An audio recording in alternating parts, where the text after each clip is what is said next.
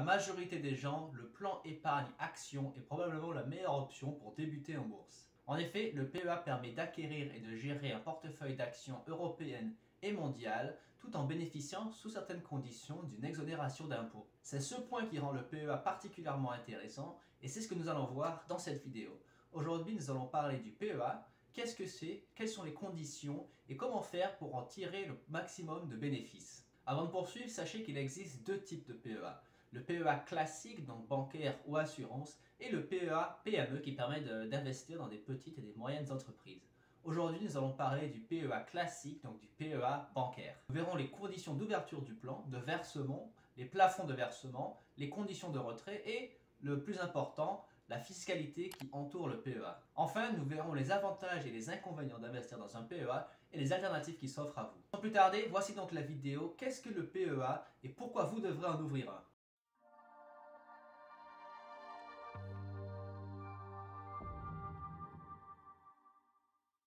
Nous allons donc commencer par le premier point qui est les conditions d'ouverture d'un PEA.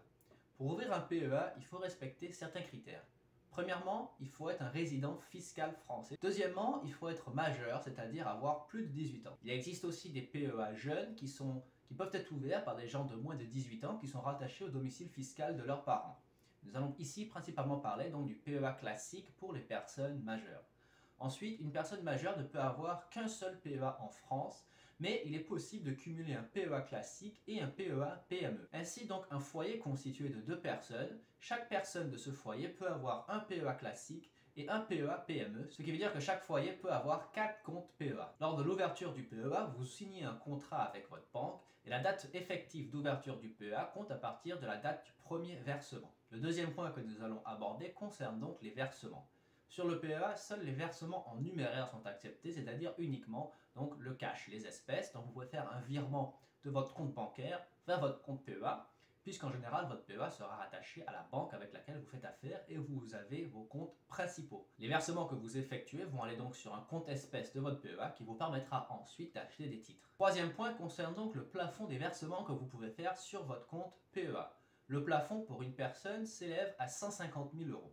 C'est-à-dire que dans un foyer de deux personnes où chaque personne a son propre PEA, vous pouvez avoir un maximum de versement de 300 000 € pour un seul foyer. Un plafond de 150 000 € signifie que vous pouvez quand même effectuer des versements de 416 € par mois pendant 30 ans ou des versements de plus de 350 € par mois pendant 30 ans. Ces sommes sont quand même pas mal pour la majorité des gens puisque c'est à peu près la quantité d'épargne moyenne que peut générer une personne par mois en France. Donc, dites-vous bien qu'avec un seul PEA, vous pouvez élaborer une stratégie d'investissement sur 30 ou 35 ans qui vous permettra de générer des rendements assez importants. En ce qui concerne les PEA jeunes, donc pour les individus de moins de 18 ans qui sont rattachés au domicile fiscal de leurs parents, le plafond de versement est de 20 000 €. Ensuite, parlons maintenant des titres qui sont éligibles au PEA. En effet, le PEA ne permet d'investir que dans certains titres bien particuliers. Premièrement, les actions cotées et non cotées, les parts de SARL, les certificats d'investissement, mais les sociétés qui émettent ces titres doivent avoir leur siège social dans l'Union européenne ou dans un pays membre de l'espace économique européen. Cela veut donc dire, il faut bien comprendre ce point, que les sociétés qui émettent des titres financiers qui n'ont pas leur siège social dans l'Union européenne ou dans un pays membre de l'espace économique européen ne seront pas éligibles au PEA. Les produits suivants sont donc exclus du PEA. Les sociétés civiles immobilières, qu'on appelle les REITs en anglais, les sociétés qui investissent en immobilier, sont exclues du PEA, ce qui est quand même dommage. Les actions des sociétés foncières sont exclues du PEA. Les obligations, à part certains ETF spécialisés dans les obligations, les titres détenus dans le cadre de l'épargne salariale, les titres acquis lors de la levée de stock options et les bons de souscription d'actions, tous ces produits ne sont pas éligibles au PEA. Donc, comprenez bien lorsque vous ouvrez un PEA que vous avez accès à une offre restreinte de titres et de produits financiers. Alors comment faire pour savoir si un produit est éligible au PEA? Vous pouvez aller consulter le descriptif de ce produit et sur la fiche de ce produit, généralement, il y aura une petite case qui va dire si le produit est éligible au PEA ou non. Dans l'exemple que vous allez voir apparaître, il s'agit d'un ETF qui est listé sur le site Boursorama, donc c'est une présentation de cet ETF sur le site de Boursorama. Vous voyez qu'il y a un petit rectangle qui est écrit PEA, ce qui signifie que ce produit est éligible au PEA et que vous pouvez l'intégrer à votre portefeuille PEA. Passons maintenant à l'aspect le plus important du PEA qui est la fiscalité. C'est le cinquième point que nous allons aborder dans cette description du PEA. La fiscalité, c'est en réalité le seul avantage qui justifie l'existence du PEA. S'il n'y avait pas d'avantage fiscal, il n'y aurait strictement aucun intérêt à ouvrir un PEA. Alors, en quoi consiste cette exonération fiscale dont tout le monde parle lorsqu'il s'agit d'ouvrir un PEA? Il faut savoir qu'il existe deux cas de figure. En fait, l'exonération fiscale ne s'applique que si vous détenez vos titres pendant au moins 5 ans. Si vous vendez vos titres ou vous les rachetez avant la période de 5 ans, cela entraînera la clôture de votre PEA et vous ne bénéficierez d'aucun avantage fiscal et vous serez soumis au prélèvement forfaitaire unique de 30% sur toutes les plus-values et les dividendes touchés pendant l'ouverture de ce PEA. Ainsi, il faut bien comprendre lorsque vous ouvrez un PEA que l'avantage fiscal ne s'applique que si vous détenez vos titres pendant au moins 5 ans. Si vous détenez vos titres pendant 5 ans, vous serez exonéré des 12,8% de prélèvement. Par contre, vous resterez redevable des prélèvements sociaux de 17,2%, c'est-à-dire que lorsque vous ouvrez un PEA et que vous détenez vos titres pendant au moins 5 ans, vous ne payez que 17,2% d'impôts au lieu de 30%. C'est quand même un avantage conséquent qui justifie l'ouverture d'un PEA puisque les comptes titres ne bénéficient d'aucune exonération fiscale. Si vous aurez un compte titre, vous aurez accès à beaucoup plus de produits financiers qu'avec un PEA, mais vous n'aurez aucun avantage fiscal et vous devrez payer, dans tous les cas de figure, 30% sur les plus-values et sur les dividendes. À savoir également que les dividendes récoltés par les valeurs que vous détenez dans votre PEA ne sont pas soumis à imposition à condition que vous les réinvestissez dans votre PEA. Par contre, au moment où vous allez revendre vos titres, donc ça peut être dans 5, 10, 15 ou 20 ans, vous serez donc redevable de 12,8% d'impôts, mais pendant toute la période précédente où vous aurez réinvesti vos dividendes n'auront pas été taxés. C'est un avantage majeur du PEA. Si vous avez un simple compte titre ordinaire, lorsque vous recevez vos dividendes, vous allez être ponctionné de 30% dessus, en fait, d'office. Certains brokers prélèvent les 30% eux-mêmes, et donc, en fait, vous n'aurez aucun avantage fiscal lié aux dividendes, même si vous les réinvestissez dans le cadre d'un compte titre. C'est pourquoi avoir un PEA est très intéressant lorsqu'il en vient au réinvestissement des dividendes qui vous permet de faire fructifier votre capital, puisque le réinvestissement des dividendes ne compte pas comme versement. Donc un versement que vous faites sur votre compte, c'est lorsque vous transférez de l'argent de votre compte bancaire vers votre PEA, cela rentrera en compte dans le plafond des 150 000 euros, mais le réinvestissement des dividendes ne comptera pas et sera exonéré d'impôts jusqu'au moment où vous vendez vos titres. Voilà donc pour la description du PEA. Faisons maintenant un récapitulatif des avantages et des inconvénients d'avoir un PEA. Il existe 6 avantages majeurs d'ouvrir un PEA pour la majorité des gens. Premièrement, l'accessibilité. Ouvrir un PEA, c'est très accessible puisque pratiquement toutes les banques françaises offrent la possibilité à leurs membres, donc aux personnes qui ont les comptes chez eux, d'ouvrir un compte bourse qui est en général un PEA. La banque vous proposera soit un PEA, soit un compte titre. Donc la plupart des banques offrent la possibilité d'ouvrir un PEA.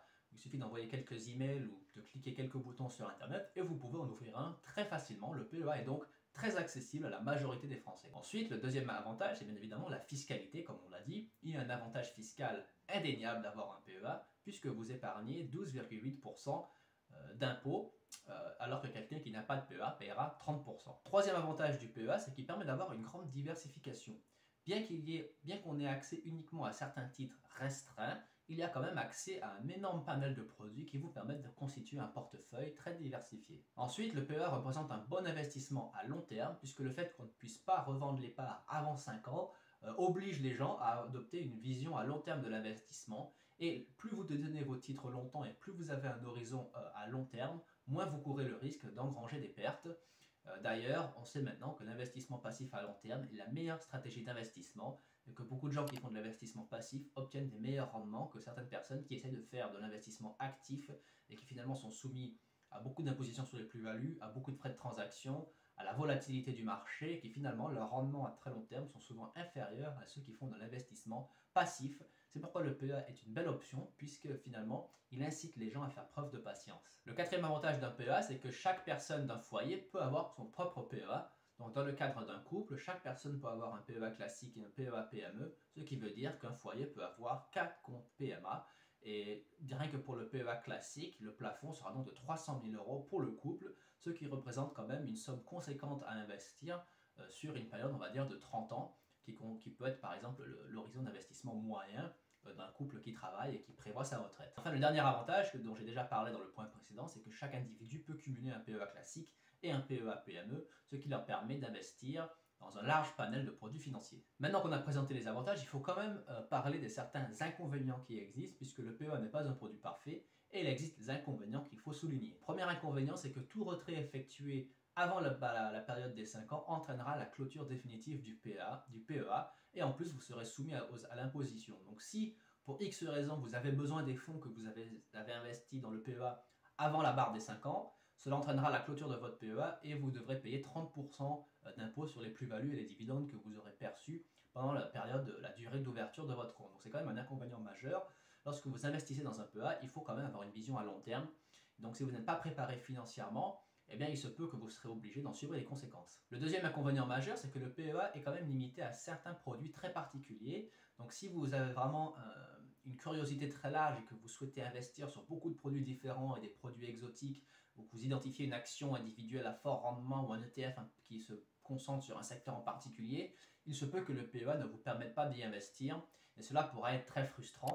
Donc il faudra même être conscient que le PEA est limité à certains produits particuliers et que en fait, cela conviendra à la majorité des investisseurs qui finalement se contenteront d'être limités à certains produits, mais pour les gens qui ont un horizon d'une curiosité plus large, qui veulent s'investir un peu plus dans l'investissement, cela pourrait être un peu frustrant. Donc il faut bien avoir conscience. Et enfin, le troisième inconvénient, c'est que le PEA est quand même parfois soumis à des frais importants. Beaucoup de banques peuvent prélever des frais d'ouverture, des frais de garde, différents types de frais qui peuvent quand même grignoter un peu dans votre rentabilité, bien que je pense que finalement l'avantage fiscal prendra le dessus sur tous ces petits frais, mais quand même les frais s'accumulent.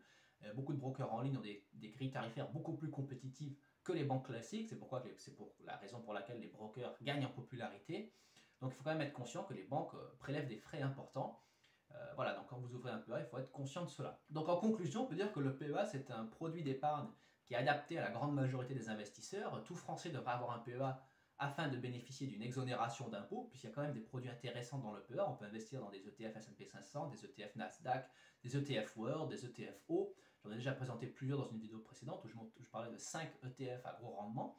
Donc le PEA permet quand même d'avoir un portefeuille diversifié sur des valeurs intéressantes qui peuvent générer des retours sur investissement tout à fait honorables sur le très long terme. Donc le PEA, c'est quand même un produit que chaque personne devrait ouvrir et y placer de l'argent.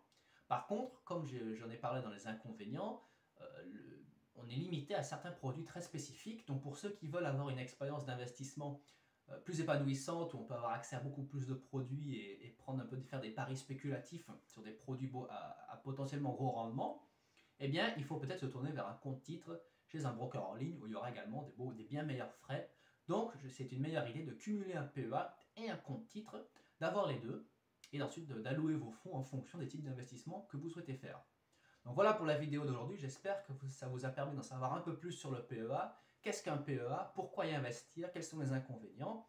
Merci d'avoir regardé cette vidéo, j'espère qu'elle vous a plu. Laissez un petit pouce bleu en dessous de la vidéo si vous l'avez aimé. Abonnez-vous à la chaîne également pour être notifié des futures publications. Et enfin, laissez un commentaire en dessous de cette vidéo pour me faire part de vos observations sur le PEA, vos impressions, vos stratégies d'investissement. Est-ce que vous cumulez un PEA et un compte titre? Est-ce que vous n'avez qu'un compte titre et aucun PEA? Que pensez-vous de l'avantage fiscal? Est-ce qu'il justifie encore l'existence du PEA? Personnellement, je pense que oui. Merci d'avoir regardé cette vidéo et à bientôt.